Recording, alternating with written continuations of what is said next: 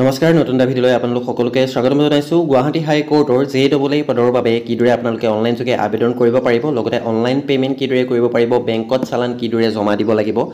যদি আপোনাৰ অনলাইন কোৰ্টে কিবা ভুল হৈ যায় তেনে ক্ষেত্ৰত কিদৰে কাৰেকচন কৰিব লাগিব বহুতৰ নো ৰেকৰ্ড ফাউণ্ড দেখুৱাই আছে সেইখিনি কেনেকৈ সলভ হ'ব সকলো তথ্য দিবলৈ চেষ্টা কৰিম আজিৰ এইটো ভিডিঅ'তে যদি কোনোবাই অনলাইন কোৰ্টে অসুবিধা পাইছে হোৱাটছআপ নাম্বাৰ ডেসক্ৰিপশনত দিয়া হৈছে বা কমেন্টটো মই পিন কৰি দিম বা গ্ৰুপটোৰ লিংকো দিয়া হৈছে মোৰ ভাগৰ তাত জয়েন হৈ আপোনালোকে মোক মেছেজ কৰিব পাৰে ঠিক আছে যদি কাৰোবাৰ কৰি দিবলগীয়া থাকে এটা ন্যূনতম আপোনালোকে ফিজ দি পেলাই আপোনালোকে মোৰ ওচৰত অনলাইনো কৰিব পাৰিব ঠিক আছে প্ৰথমতে আপোনালোকক মই এডভাৰটাইজমেন্টখন দেখুৱাই লৈছো 31 তাৰিখ ক্লাছ ডেট 31 তাৰিখৰ আগত যিমান পাৰে সোনকালে আপোনালোকে কৰক মাজত মাত্ৰ দুটা দিনহে আছে যিমান পাৰে সোনকালে আপোনালোকে অনলাইন আবেদনটো কৰি লওক আৰু যিসকলে পেমেন্ট কৰিব পৰা নাই পেমেন্টৰ প্ৰসেছটো কেনেকুৱা হ'ব সেইখিনিও আলোচনা কৰিম আজি এই ভিডিঅ'তে প্ৰথমতে আপোনালোকে এডভাৰটাইজমেন্টটো চাই লওক এডভাৰটাইজমেন্টটো মই ডেসক্ৰিপচনত দি দিছো তাতো গৈ আপোনালোকে ডাউনলোড কৰি চাব পাৰিব দেখিছে দ্য গুৱাহাটী হাই কোৰ্ট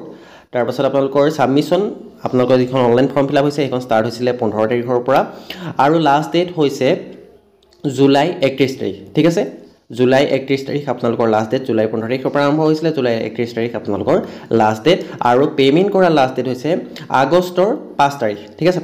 আগষ্টৰ 5 তাৰিখৰ আগত আপোনালোকে পেমেন্টটো কৰিব লাগিব তাকো বেংক ট্ৰানজেকচন আৱাৰ মানে অৰ্থাৎ আপোনাৰ যেতিয়ালৈকে বেংকটো খোলা থাকে সেই তাৰ আগত আপোনালোকে পেমেন্টটো কৰিব লাগিব অৰ্থাৎ 5 তাৰিখ আবেলি আপোনালোকৰ 4 বজালৈকে টাইম দিয়া হৈছে পেমেন্টৰ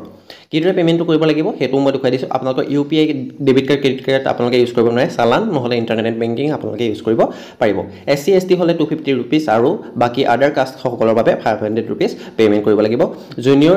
এডমিনিষ্ট্ৰেটিভ এসিস্টেন্টৰ পদ মুকলি হৈছে লগতে ডিস্ট্ৰিক্ট ওয়াইজ আপোনালোকৰ পদসমূহ ভাগ কৰি দিয়া হৈছে ডিস্ট্ৰিক্ট ওয়াইজ আপোনালোকৰ ভ্যাকেন্সি সমূহ আৰু আপোনালোকৰ ক্যাটেগৰি ওয়াইজ ভ্যাকেন্সি সমূহ আপোনালোকৰ ইয়াত ভাগ কৰি দিয়া হৈছে আপোনালোক যদি যোৰহাট বা বেলেগ ডিস্ট্ৰিক্টৰ বা বিলং কৰে যদি আপুনি বেলেগ ডিস্ট্ৰিক্টত এপ্লাই কৰিম বুলি ভাবে তেনে ক্ষেত্ৰত আপোনালোকে কৰিব পাৰিব ধৰি লওক আপুনি যোৰহাটৰ আপুনি চৰাইদেউ ডিস্ট্ৰিক্টত কৰিম বুলি ভাবিছে চৰাইদেউ ডিস্ট্ৰিক্টৰ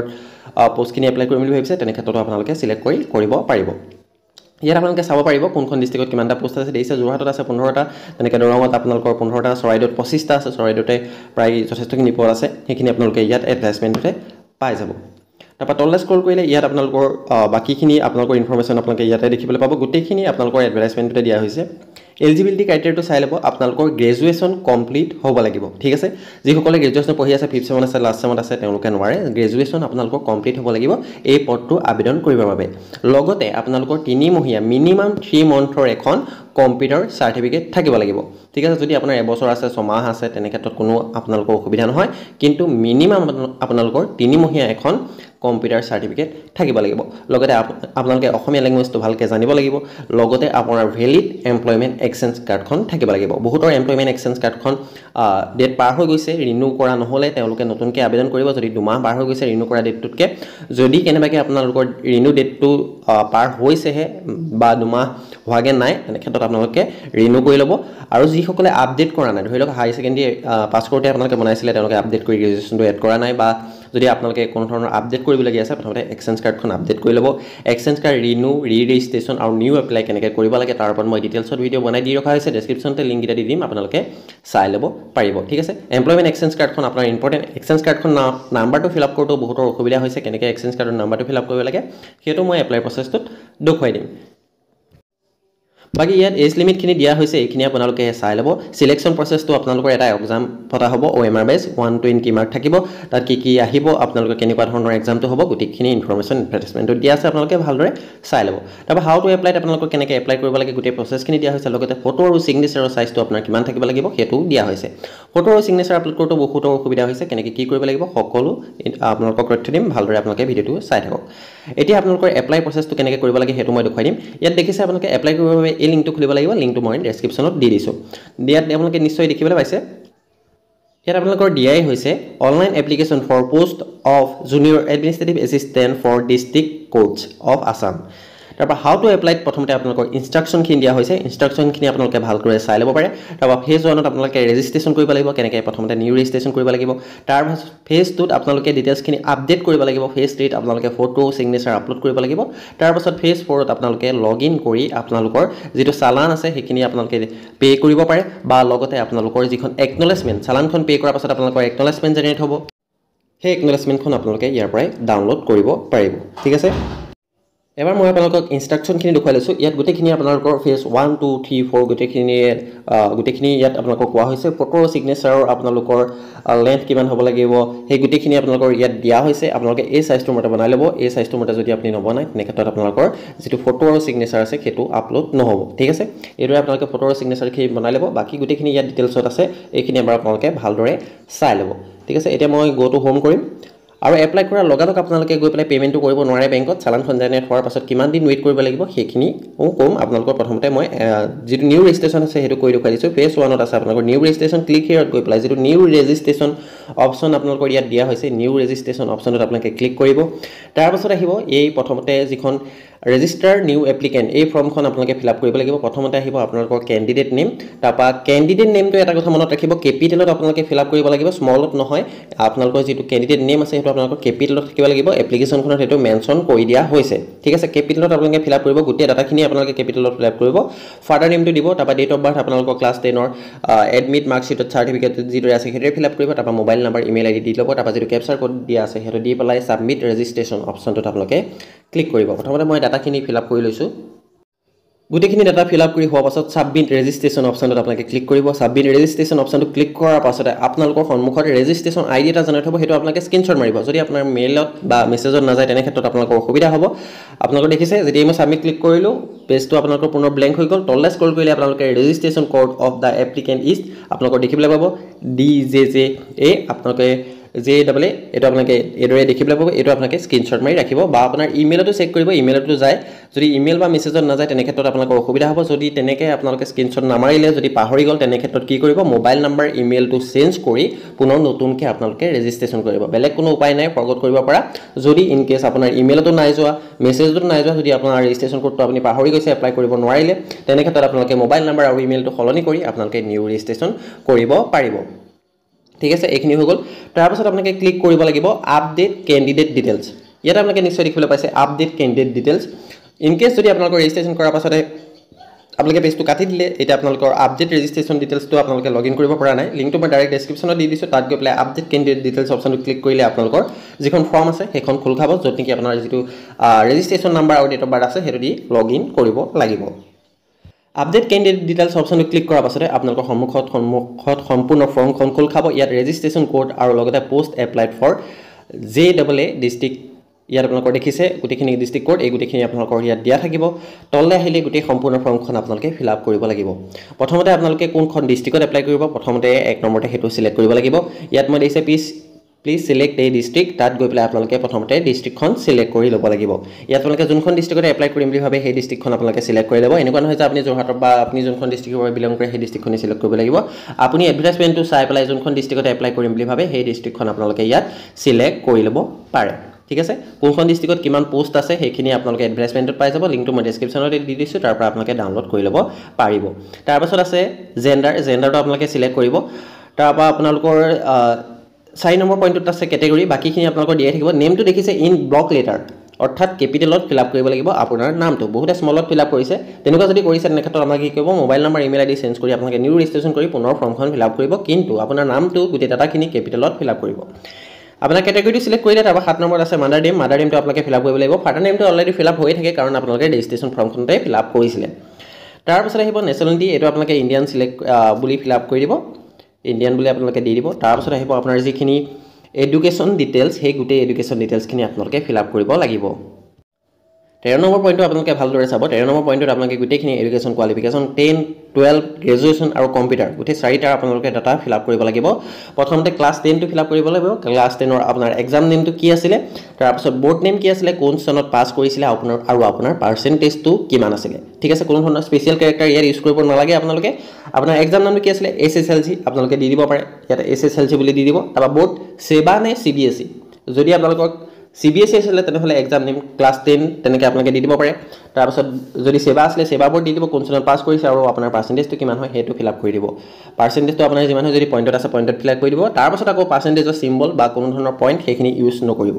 তাৰপা হাই সেকেন্ডাৰীটো তেনেকে SS দিব এক্সাম নেমত তাৰপা বোৰ্ড নেমত কোনখন বোৰ্ডৰ পাস কৰিছে হেতু দিব তাৰপা কোন চনত পাস কৰিছে তাৰপা পাৰ্চেন্টেজ কিমান আছিল হেতু দিব গ্ৰেজুৱেচনটো ঠিকই আপোনালোকে যদি BA কৰিছিলে BA যদি BTech কৰিছিলে BTech BSc যদি কৰিছে বা BCom যদি কৰিছে সেইখিনি আপোনালোকে ইয়াত ফিল আপ কৰিব তাৰপিছত কোনখন ইউনিভাৰ্চিটিৰ পৰা আপুনি পাছ কৰিছে সেইটো দিব ডিব্ৰুগড় গুৱাহাটী ইউনিভাৰ্চিটি যোনখন ইউনিভাৰ্চিটিৰ পৰা আপুনি পাছ আউট গ্ৰেজুৱেশ্যন পাছ কৰিছে সেই ইউনিভাৰ্চিটিখনৰ নাম দিব তাৰপৰা কোন চনত পাছ কৰিছে সেইটো দিব পাৰ্চেণ্টেজ কিমান আছিলে সেইটো দিব যদি আপোনাৰ CGPA আছিলে তেনেহ'লে CGPA-টো পাৰ্চেণ্টেজলৈ কনভাৰ্ট কৰি পেলাই আপোনালোকে ইয়াত ফিল আপ কৰিব কম্পিউটাৰ চাৰ্টিফিকেটত আপোনালোকৰ এক্সাম নেমত আপোনালোকে কোনটো কম্পিউটাৰ কোৰ্চ কৰিছিলে DCA কৰিছিলে নে PGDCA কৰিছিলে নে ADCA কৰিছিলে আপুনি যোনটো কম্পিউটাৰ কোৰ্চ কৰিছিলে সেই কোৰ্চটোৰ নাম আপোনালোকে এক্সাম নেমত দিব বোৰ্ড নেম বা ইউনিভাৰ্চিটি নেমত আপোনালোকে কোনখন ইনষ্টিটিউটৰ পৰা আপুনি কৰিছিলে সেই ইনষ্টিটিউটখনৰ নাম দিব কোন চনত আপুনি পাছ আউট ইয়াৰটো দিব আৰু লগতে পাৰ্চেণ্টেজটো আপোনালোকে ফিল আপ কৰিব যদি আপোনাৰ মাৰ্কশ্বিট নাই কেৱল চাৰ্টিফিকেটখনে আছে চাৰ্টিফিকেটখনৰ গ্ৰেড আছে তেনেহ'লে এই গ্ৰেডটো কিমানৰ পৰা কিমানলৈকে ধৰা হয় সেইটো আপোনালোকে এগ্ৰিগেট হিচাপে যিকোনো এটা আপোনালোকে ইয়াত ফিল আপ কৰি দিব পাৰে তাৰপাছত ৰিলিভেণ্ট আদাৰ কোৱালিফিকেশ্যন যদি আছে 14 নম্বৰ পইণ্টত ফিল আপ কৰি দিব আপোনাৰ যদি মাষ্টাৰ কমপ্লিট কৰিছে বা বেলেগ যদি কিবা কোৱালিফিকেশ্যন আছে আপোনালোকে দিব পাৰে যদি নাই NA বুলি আপোনালোকে টাইপ কৰিব ঠিক তেনেদৰে 15 নম্বৰটোত special work skill and work experience যদি আছে আপোনালোকে সম্পূৰ্ণ ৱৰ্ক এক্সপিৰিয়েঞ্চটো ফিল আপ কৰিব যদি নাই তেনে ক্ষেত্ৰত NA বুলি ফিল আপ কৰি দিব ঠিক আছে 14 15 টো যদি আছে ফিল আপ কৰিব যদি নাই NA ফিল আপ কৰিব ফিল আপ কৰোঁতে কোন ধৰণৰ স্পেচিয়েল কেৰেক্টাৰ আপোনালোকে ইউজ নকৰিব তেনেকৈ ধৰি লওক কমা হওক স্লেছ হওক এইখিনি আপোনালোকে ইউজ কৰিব নোৱাৰিব সেইখিনি আপোনালোকে ইউজ নকৰিব এইদৰে আপোনালোকে গোটেইখিনি ফিল আপ কৰিব তাৰপাছত আপোনালোকৰ 16 নম্বৰটো আছে এমপ্লয়মেণ্ট এক্সচেঞ্জ ডিটেইলছত আপোনালোকে প্ৰথমতে ষ্টেটটো চিলেক্ট কৰি ল'ব ঠিক আছে ইয়াত প্ৰথমতে ষ্টেটটো চিলেক্ট কৰিব মই দেখুৱাই দিছোঁ এমপ্লয়মেণ্ট এক্সচেঞ্জ ডিটেইলত প্ৰথমতে ষ্টেটটো চিলেক্ট কৰিব আৰু এটা কথা এক্সচেঞ্জ কাৰ্ডখন যদি ৰিনিউ কৰা নাই ডেট পাৰ হৈ গৈছে তেনেহ'লে পুৰণা নাম্বাৰটো আপোনালোকে ফিল আপ নকৰিব নতুনকৈ ৰিনিউ কৰি বা ৰেজিষ্ট্ৰেশ্যন বা আপোনালোকে যিকোনো হওক যদি আপোনাৰ ডেট পাৰ হৈ গ'ল একেবাৰে 2 মাহ 3 মাহ গুচি গ'ল ডেট পাৰ হোৱা তেনে ক্ষেত্ৰত আপোনালোকে নিউ ৰেজিষ্ট্ৰেশ্যন কৰিব নিউ ৰেজিষ্ট্ৰেশ্যন কৰি আপোনাৰ যিটো নতুন এক্সচেঞ্জৰ নাম্বাৰ সেইটো আপোনালোকে ইয়াত ফিল আপ কৰিব প্লিজ চিলেক্ট ষ্টেটত আপোনালোকৰ আসাম বুলি আপোনালোকে দিব ইয়াত আসামটো চিলেক্ট কৰিব তাৰপাছত আপোনালোকৰ ডিষ্ট্ৰিক্টখন চিলেক্ট কৰিব লাগিব এক্সচেঞ্জখন আপোনালোকে কোনখন ডিষ্ট্ৰিক্টৰ পৰা বনাইছে সেই ডিষ্ট্ৰিক্টখনৰ নামটো দিব তাৰপৰা দিব লাগিব এক্সচেঞ্জ কাৰ্ডৰ নাম্বাৰ এক্সচেঞ্জ কাৰ্ডৰ নাম্বাৰটো দিওঁতেই বহুতৰ ভুল হৈছে বা বহুতে কৈছে যে লাষ্ট 2 ডিজিট শ্ব' কৰা নাই এক্সচেঞ্জ কাৰ্ডৰ নাম্বাৰটোত আপোনালোকে ক্লিক ফিল আপ কৰিব চাওক আপোনালোকৰ যিটো এক্সচেঞ্জ কাৰ্ডৰ নাম্বাৰ আছে সেই নাম্বাৰটো আপোনালোকে স্লেছ নিদিয়াকৈ ফিল আপ কৰিব লাগিব আৰু যিটো ইয়েৰ আছে যিটো আপোনালোকৰ এটা নাম্বাৰ থাকে প্ৰথমতে তাৰপাছত স্লেছ থাকে তাৰপৰা মাহটো থাকে 030104 আপুনি কোনটো মাহত কৰিছিলে সেইটো থাকে তাৰপাছত স্লেছ থাকি আপোনালোকৰ পুনৰ ইয়েৰটো থাকে আপুনি কোন চনত এক্সচেঞ্জ কাৰ্ডখন বনাইছিলে ঠিক আছে আপোনালোকে সেই স্লেছডাল নিদিব প্ৰথমতে যিখিনি আছে মন্থলৈকে যিমানখিনি আছে সেইখিনি আপোনালোকে ফিল আপ কৰিব ইয়েৰটো নিদিব যিটো স্লেছ অতৰাই পেলাই আপোনালোকে প্ৰথমতে নাম্বাৰ মন্থ সেইটো ফিল আপ কৰিব তাৰপাছত ইয়েৰত আপোনালোকে ডেট অফ ৰেজিষ্ট্ৰেশ্যনৰ যিটো ইয়েৰ আছে সেইটো আপোনালোকে দিব যদি আপোনালোকে ৰেজিষ্ট্ৰেশ্যন কৰিছিলে ৰিনিউ কৰিছিলে তেনে ক্ষেত্ৰত আপোনালোকৰ ডেট অফ ৰেজিষ্ট্ৰেশ্যনটো চেঞ্জ হ'ব সেইবাবে কৈছে ডেট অফ ৰেজিষ্ট্ৰেশ্যনটো কিমান হয় এক্সচেঞ্জ কাৰ্ডখনত চাইহে আপোনালোকে ফিল আপ কৰিব ঠিক আছে কেনেকৈ এক্সচেঞ্জ কাৰ্ডৰ নাম্বাৰটো ফিল আপ কৰিব লাগে হয়তো সকলোৱে গম পালে কোনো ধৰণৰ স্লেছ স্পেচিয়েল কেৰেক্টাৰ ইউজ কৰিব নালাগে প্ৰথমতে আপোনালোকে ইয়েৰটো নিদি পেলাই মন্থলৈকে আপোনালোকে নাম্বাৰত ফিল আপ কৰিব তাৰপিছত ইয়েৰটো ডেট অফ ৰেজিষ্ট্ৰেশ্যন ইয়েৰটো আপোনালোকৰ কিমান হয় সেইটো আপোনালোকে ইয়াত ফিল আপ কৰি দিব এড্ৰেছত আপোনালোকৰ প্ৰথমতে দিব ডিষ্ট্ৰিক্ট দিব তাৰপৰা PO দি পেলাই এনেকৈ স্লেছডাল দি পেলাই আপোনালোকে পোষ্ট অফিচটো ফিল আপ কৰিব তাৰপৰা PS দি পেলাই স্লেছডাল দি পেলাই আপোনালোকে পুলিচ ষ্টেচন ফিল আপ কৰিব তাৰপৰা ডিষ্ট্ৰিক্ট ফিল আপ কৰিব এইদৰে আপোনালোকে গোটেইখিনি ফিল আপ কৰি ল'ব স্পেচিয়েল কেৰেক্টাৰ ইউজ কৰিলে আপোনালোকৰ এৰৰ আহিব ৰেড কালাৰ যদি এৰৰ আহি যায় গম পাব আপোনাৰ কিবা খেলিমেলি হৈছে তেনেহ'লে সেইখিনি আপোনালোকে ঠিক কৰি ল'ব তাৰপাছত ঠিক তেনেদৰে পাৰ্মানেণ্ট এড্ৰেছটো আপোনালোকে ফিল আপ কৰিব ইয়াত দেখিছে আপোনালোকে ডেছ ফিল আপ কৰিব নোৱাৰে আপোনালোকে যিটো দুটা ডট থাকে সেই দুটা আপোনালোকে সেমিকলন দি বা তেনেকৈ দুটা ডট দি পেলাই আপোনালোকে কৰিব পাৰিব তাৰপাছত ষ্টেটটো আপোনালোকে চিলেক্ট কৰি ল'ব এড্ৰেছ পাৰ্মানেণ্ট এড্ৰেছ আৰু কৰস্পণ্ডেণ্ট এড্ৰেছটো আপোনালোকে ফিল আপ কৰিব তাৰপাছত আপোনাৰ নামত যদি কিবা FIR আছে আপোনাৰ যদি কিবা পুলিচ কেছ আছে সেইখিনি আপোনালোকে ইয়াত চাই মেলি আপোনালোকে ফিল আপ কৰিব যদি কোনো ধৰণৰ নাই যদি টেক্স পেয়াৰ নহয় তেনে ক্ষেত্ৰত গোটেইখিনি ডাটাতে তলৰ যিমানখিনি ডাটা আছে গোটেইখিনিতে NA বুলি আপোনালোকে টাইপ কৰি দিব ঠিক আছে এড্ৰেছ ফিল আপ কৰিলে তাৰপৰা পাৰ্মানেণ্ট এড্ৰেছটো আপোনালোকে ফিল আপ কৰিব তাৰপাছত বাকীখিনি যদি আছে আপোনাৰ ওচৰত ডাটা দিব যদি নাই তেনে ক্ষেত্ৰত NA বুলি গোটেইখিনিতে আপোনালোকে ফিল আপ কৰি দিব এইদৰে গোটেইখিনি আপোনালোকে ফিল আপ কৰি ল'ব গোটেইকেইটা বক্স ফিল আপ কৰি হোৱাৰ পাছত আপডেট ডাটা অপশ্যনটোত ক্লিক কৰিব ঠিক আছে আপডেট ডাটা যিটো অপশ্যন আছে তাত ক্লিক কৰিব তাৰ আগতে আপোনালোকে ভালদৰে ফৰ্মখন এবাৰ প্ৰিভিউ কৰি ল'ব কিবা যদি ভুল হৈ গৈছে কাৰেকশ্যন কৰিব আপডেট ডাটা ক্লিক কৰাৰ পাছত নেক্সট কৰাৰ পাছত ফটো চিগনেচাৰ আপলোড কৰাৰ পাছত ফাইনেল সাবমিট যেতিয়া কৰিব তাৰপাছত কোনো ধৰণৰ কাৰেকশ্যনৰ অপশ্যন নাথাকে দেখিছে ৰেকৰ্ড আপডেটেড আপোনালোকৰ শ্ব' কৰিছে দেখিছে মই ডাটাখিনি আপডেট কৰিলোঁ এতিয়া মোৰ ডাটাখিনি আপডেট হৈ গৈছে যদি আপোনালোকৰ কিবা এৰৰ থাকে তেনে ক্ষেত্ৰত আপোনালোকৰ এৰৰটো শ্ব' কৰিব যদি নাথাকে তেনে ক্ষেত্ৰত আপোনালোকৰ গোটেই ডাটাখিনি আপডেট হৈ যাব ঠিক আছে এইদৰে আপোনালোকে ডাটাখিনি আপডেট কৰিব তাৰপৰা পুনৰ তললৈ স্ক্ৰল কৰিব তললৈ স্ক্ৰল কৰাৰ পাছত এতিয়া আপোনালোকে ফটো এণ্ড চিগনেচাৰ আপলোড কৰিব লাগিব আপলোড ফটোগ্ৰাফ এণ্ড চিগনেচাৰ অপশ্যনটোত আপোনালোকে ক্লিক কৰিব সাইজখিনি আপোনালোকৰ যিধৰণে আপোনালোকৰ এডভাৰটাইজমেণ্টত দিয়া হৈছে সেইদৰে থাকিব লাগিব যদি নাথাকে তেনে ক্ষেত্ৰত আপলোড নহ'ব ঠিক আছে যদি এনেকুৱা আহে আকৌ এবাৰ আপোনালোকে ৰিফ্ৰেছ কৰি দিব ৰিফ্ৰেছ কৰি দিলে আপোনালোকৰ ঠিক হৈ যাব ইয়াত দেখিছে আপোনালোকে এতিয়া ফটো আৰু সিগনেচাৰ আপলোড কৰা পেজটো আহি গৈছে এপ্লিকেণ্ট নেম আৰু আপোনাৰ ৰেজিষ্ট্ৰেশ্যন কোডটো থাকিব লগতে আপোনালোকৰ যিটো সাইজ আছে সাইজটো কিমান থাকিব লাগিব সেইটো ইয়াত পুনৰ মেনশ্যন কৰি দিয়া হৈছে আপোনালোকে চাই পেলাই এদৰে বনাই ল'ব ইন্টাৰনেটত যথেষ্টখিনি টুল আছে আপোনালোকৰ ফটো ৰিসাইজ বুলি মাৰি দিলে গোটেইখিনি আহি যায় তাত গৈ পেলাই আপোনালোকে এইখিনি ফিল আপ কৰি আপোনালোকে আপলোড কৰিব পাৰিব দেখিছে মই ফটোখন প্ৰথমতে সিলেক্ট কৰি লৈছো চুজ ফাইলত গৈ ফটোখন সিলেক্ট কৰিব তাৰপা আপলোড পাছপোৰ্ট অপচনটোত ক্লিক কৰি দিব এটা কথা এবাৰ আপলোড পাছপোৰ্ট অপচনটোত ক্লিক কৰি দিয়াৰ পাছত যদি আপোনাৰ ফটোখন আপলোড হৈ যায় তেনে ক্ষেত্ৰত পুনৰ আপোনালোকে ৰি-আপলোড কৰিব নোৱাৰে সেইবাবে ভালদৰে চাই ল'ব বহুতে কি কৰিছে সিগনেচাৰৰ জেগাত ফটো আপলোড কৰি দিছে বেলেগ কিবা আপলোড কৰি দিছে তেনেকুৱা ভুল নকৰিব প্ৰথমতে চুজ ফাইলত যাব যেতিয়া আপলোড হ'ব শো কৰিব তেতিয়া ভালদৰে চাব যে আপোনাৰ হয় নে নহয় তাৰ পাছত যদি আপোনাৰ হয় তেনে ক্ষেত্ৰতহে আপলোড ফটো বা আপলোড সিগনেচাৰ অপচনটোত ক্লিক কৰিব ঠিক আছে তাৰ পাছত যেটো ডিক্লেৰেচন দিয়া আছে যদি শুদ্ধকে আপুনি আপলোড কৰিছে তাৰ পাছত যেটো ডিক্লেৰেচন দিয়া হৈছে ডিক্লেৰেচনটো টিক মাৰ্ক দি এপ্লাই ক্যান্ডিডেট সাবমিট ক্যান্ডিডেট অপচনটোত আপোনালোকে ক্লিক কৰিব সাবমিট ক্যান্ডিডেট অপচনটো ক্লিক কৰি দিয়াৰ পাছত আপোনালোকে কোন ধৰণৰ কাৰেকচন কৰিব নোৱাৰে যদি আপোনাৰ কিবা ইনকেছ ভুল হৈ গৈছে তেনে ক্ষেত্ৰত আপোনালোকে mobile number email ID change কৰি পেলাই পেমেন্ট কৰাৰ আগতে নিউ এপ্লাই কৰিব পাৰে ঠিক আছে যদি এবাৰ পেমেন্ট কৰি দিয়ে তেনে ক্ষেত্ৰত আপোনালোকৰ কোন ধৰণৰ কাৰেকচন কৰিও আপোনালোকৰ লাভ নহব তাৰ পাছত এতিয়া দেখিছে মোৰ পেমেন্টৰ পেজটো আহি গৈছে ফিজ এমাউন্ট পেয়েবল 500 रुपीस শো কৰিছে ইয়াত আপোনালোকৰ দুটা অপচন আছে এটা দেখিছে প্ৰিন্ট ফি পেমেন্ট চালান ফৰ্ম আপোনালোকে ফৰ্মখন আপোনালোকে যিখন চালান ফৰ্ম আছে হেখন আপোনালোকে প্ৰিন্ট কৰিব পাৰে হেখন ডাউনলোড কৰি প্ৰিন্ট আউট উলিয়াই আপোনালোকে বেংকত জমা দিব পাৰিব এনেকুৱা নহয় যে আজি এপ্লাই কৰিছে আজি বেংকত গৈ জমা দিব পাৰিব আজি যদি এপ্লাই কৰিছে কাইলৈ দিনটো অপেক্ষা কৰি অৰ্থাৎ আপোনালোকৰ ওয়াৰ্কিং ডেজ আপোনাৰ হ'ব লাগিব যদি আপুনি যদি Saturday দিনা এপ্লাই কৰিছে তেনে সানডে ওয়েট কৰি মনডে ইভিনিং মানে আপোনালোকে গৈ বেংকত জমা দিবগে বা এদিন বা দুদিন ওয়েট কৰিহে আপোনালোকে বেংকত জমা দিব কাৰণ লগালগ বেংকত আপোনালোকৰ শো নকৰে এদিন বা দুদিন পাছতহে শো কৰিব ঠিক আছে 24 ঘণ্টা বা 72 ঘণ্টা পাছতহে আপোনালোকৰ শো কৰিব সেইবাবে কৈছো এপ্লাই সোনকালে কৰক এপ্লাই কৰাৰ পাছত 5 তাৰিখলৈকে সময় আছে তাৰ পাছত গৈ আপোনালোকে 5 তাৰিখৰ আগত পেমেন্টটো কৰি দিলেই হ'ব তাৰ পাছত ইয়াত ইন্টাৰনেট বেংকিংৰ এটা অপচন দিয়া হৈছে যদি আপোনালোকে ইন্টাৰনেট বেংকিং ইউজ কৰে আপোনালোকে যেটো অনলাইন SBI আৰু SBI ইন্টাৰনেট বেংকিং হে আপোনালোকৰ কাম কৰিব হেতু কথা মনত ৰাখিব যদি আপোনালোকৰ বেলেগ ইন্টাৰনেট বেংকিং আছে তেনে ক্ষেত্ৰত নহব SBI ইন্টাৰনেট বেংকিং হলেহে আপোনালোকে পেমেন্ট কৰিব পাৰিব অনলাইন যোগেদি ইন্টাৰনেট বেংকিংটো আপোনালোকে ওপেন কৰি তাৰপা পেমেন্ট ট্ৰান্সফাৰ টাইপ অপচনটোত গৈ পাৱাৰ যদি ফিজ পেমেন্ট অপচনটোত গৈ পেলাই আপোনালোকে পেমেন্ট কৰিবগে পাৰিব ঠিক আছে তাত যেটো আপোনাৰ ৰেজিষ্ট্ৰেচন নাম্বাৰ চালান নাম্বাৰ এখিনি ফিল আপ কৰি আপোনালোকে পেমেন্টটো কৰিব পাৰিব বহুত অৱশ্যে ইন্টাৰনেট বেংকিংটো নাথাকে বা ইন্টাৰনেট বেংকিংটো এক্টিভ নাথাকে তাতকে আপোনালোকৰ সহজ পদ্ধতিটো হৈছে যে আপোনালোকে চালানখন প্ৰিন্ট আউট কৰিব ডাউনলোড কৰিব প্ৰিন্ট আউট কৰিব নিয়াৰেষ্ট যেটো SBI ব্ৰাঞ্চ আছে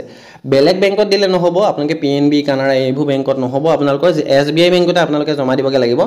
নিয়াৰেষ্ট যিকোনো এটা ব্ৰাঞ্চত গৈ আপোনালোকে চালানখন আৰু পইচাটো জমা কৰি দিলে হ'ব এনেকুৱা নহয় যে হে বেংকত আপোনাৰ একাউণ্ট থাকিব লাগিব তেনেকুৱা কোনো কথা নাই আপোনালোকে কেৱল চালানখন পেমেন্ট কৰিলেই হ'ব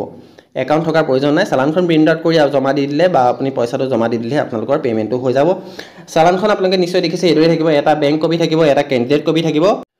আপোনালোকে ডিপোজিটৰ সিগনেচাৰ কৰি পেলাই আপোনালোকে বেংকত জমা দিলে হ'ব বেংক কপিটো বেংকে ৰাখিব আৰু আপোনালোকৰ যেটো ৰিসিভ আছে এটো আপোনালোকক দি পঠিয়াব আকৌ ৰিসিভখন পুনৰ আপলোড কৰাৰ কোনো প্ৰয়োজন নাই ৰিসিভখন আপোনাৰ ওচৰত ৰাখিব 3-4 দিন যোৱা পাছত আপোনালোকে পুনৰ লগইন কৰি আপোনাৰ যিখন একনলেজমেন্ট আৰু আপোনালোকৰ যিখন এপ্লিকেশন ফৰ্ম আছে হেখন ডাউনলোড কৰি ল'ব পাৰিব ঠিক আছে পেমেন্ট কৰিলে তাৰ 3-4 দিন পাছত লগইন কৰা লিংকটো মই ডেসক্ৰিপচনত দি দিছো বহুতৰ নো ৰেকৰ্ড ফাউণ্ড শো কৰিব পাৰে কিন্তু আপোনালোকে ডেসক্ৰিপচনত দিয়া লিংকটোত যদি ওপেন কৰে তেনেকৈ কোনো অসুবিধা নহয় registration number date of birth দি লগইন কৰি আপোনালোকে একনলেজমেন্ট নাম্বাৰ একনলেজমেন্ট ৰিসিভ লগতে এপ্লিকেশন ফৰ্মখন ডাউনলোড কৰি ল'ব পাৰিব এনেকুৱা নহয় যে ক্যান্ডিডেটে নিজে জমা দিবগে পাৰিব যিকোনো এজন গৈ পেলাই আপোনালোকে বা পেৰেন্টছ গৈ আপোনালোকৰ চালানটো জমা দিবগে পাৰে ডিপোজিটৰ সিগনেচাৰ জনে জমা দিব তেওঁ সহিটো কৰি বেংকত জমা দিলে হৈ যাব হয়তো সকলে বুজিছে কেনেদৰে পেমেন্টটো কৰিব লাগে অনলাইন পেমেন্ট আপোনালোকৰ ইন্টাৰনেট বেংকিং যদি আছে SBI আপোনালোকে ইউজ কৰিব পাৰে যদি নাই তেনেহলে আপোনালোকে চালানখন প্ৰিন্ট আউট কৰি বেংকত দি পেলাই আপোনালোকে পেমেন্ট কৰিব পাৰিব 5 তাৰিখলৈকে সময় আছে আগষ্টৰ 5 তাৰিখলৈকে সময় আছে 31 তাৰিখৰ আগত আপোনালোকে আবেদন কৰক তাৰপা 5 তাৰিখৰ আগত আপোনালোকে পেমেন্টটো কৰক ঠিক আছে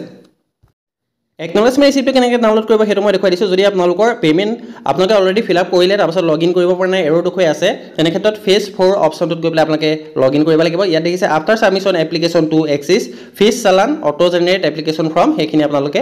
ফেজ 4 ত কৰিব পাৰিব এক্সিস ক্যান্ডিডেট হোম অপচনটোত ক্লিক কৰি পেলাই আপোনালোকে লগইন ডিটেইলছ আপোনাৰ যেটো registration number date of birth আছে হেতু ফিল আপ কৰি সাবমিট কৰি আপোনালোকে লগইন কৰিব পাৰিব যদি আপোনালোকে অলৰেডি গুটিখিনি ফিল আপ কৰি সাবমিট কৰিছে তাৰ পাছত লগইন কৰাৰ নো ৰেকৰ্ড ফাউণ্ড দেখুৱাই আছে এই অপচনটোত গৈ আপোনালোকে লগইন কৰিব তেতিয়া আপোনালোকৰ শো কৰিব ঠিক আছে